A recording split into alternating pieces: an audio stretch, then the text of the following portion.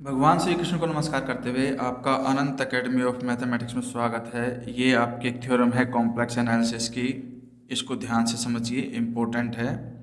Show that a function which has no singularity in the finite part of the complex plane, यानी कि हमारे पास जो function है उसका कोई भी सिंगुलरिटी का पॉइंट नहीं है finite part of the complex plane के अंदर, and has a pole of order m, और उसका एक पोल है जिसका ऑर्डर m है एट इन्फिनिटी, यानी कि इन्फिनिटी पर उसका ऑर्डर m है, और तो is a polynomial of degree m।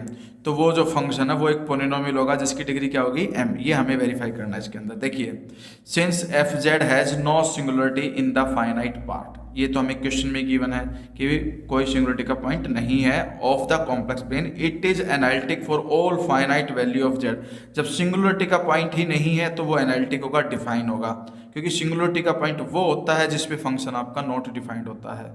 अब वो हमारे पास है नहीं, तो फंक्शन क्या होगा, एनालिटिक होगा। एनालिटिक वो होता है कि पर्टिकुलर डोमेन में जो फंक्शन है वो डिफाइन हो आपका, ठीक है। तो show it can be expanded in a Taylor series, और हमारे पास ये रिलेशनशिप आती है कि अगर फंक्शन आपका एनालिटिक है for all finite values of Z, then it can be expanded in Taylor series about Z is equal to 0। और वो टेलर सीरीज क्या होती है, F Z is equal to summation A N Z की power N.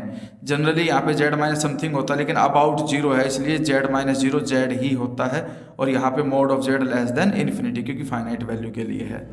This employees, दोनों तरफ मैंने Z को 1/z में रिप्लेस कर दिया, ये जेड 1/z हो गया, तो इधर भी जेड की जगह पे 1/z उसकी पावर n आ जाएगी, और ये ए एन मल्टीप्लाई में वो एज इट इज। तो यहाँ पे मोड ऑफ जेड नेगेटिव तो होता नहीं, तो ग्रेटर देन 0 होगा, और फाइनाइट वैल्यू इसलिए less than infinity. Now F Z has a pole of order m, ये भी हमें क्वेश्चन में किया मैंने कि भाई इसका जो पोल है उसका ऑर्डर m है at Z is equal to infinity पे। तो अगर एफ जेड का पोल इन्फिनिटी पर है तो 1/z का किस पे होगा, 0 पे होगा। तो आप लिखोगे इसके अंदर F 1/z has a pole of order m at Z is equal to infinity, क्योंकि एक दूसरे के रेसिप्रोकल होते हैं। अगर जेड की वैल्यू इन्फिनिटी पे आपका पोल आ रहा है तो उसका जो रेसिप्रोकल कर दोगे तो वो 0 पे आएगा फिर पोल। और पोल से हमारा मतलब यह है कि भाई पोल ऑफ ऑर्डर m है ना, तो इसका मतलब है कि जो mth जो कोफिशिएंट होता है वो नॉट इक्वल टू 0 होगा, उसके बाद वाले सारे कोफिशिएंट 0 होते हैं।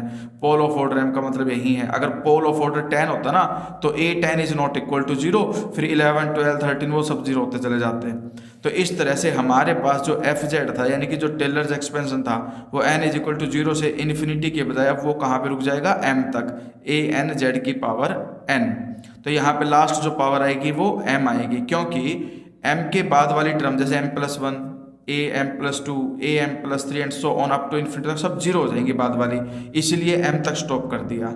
और इसके अंदर जब मैं वैल्यू डालना स्टार्ट करूंगा तो a नॉट जेड की पावर 0, फिर 1 डालूंगा, फिर 2, इस तरह से हाईएस्ट वैल्यू क्या डाल सकता हूँ, m। तो जो भी पॉलिनोमियल होता है उसमें जो हाईएस्ट डिग्री होती है वो आपके पास उसका ऑर्डर कहलाएगा, ठीक है। तो यहाँ पे पोल ऑफ ऑर्डर m आ जाएगा, which shows that F Z is a polynomial of degree m। तो इस तरह से आपके पास एक पोलिनोमियल बन जाएगा जिसकी डिग्री क्या होगी, m, क्योंकि हाईएस्ट पावर जो जेड की आएगी वो m आएगी।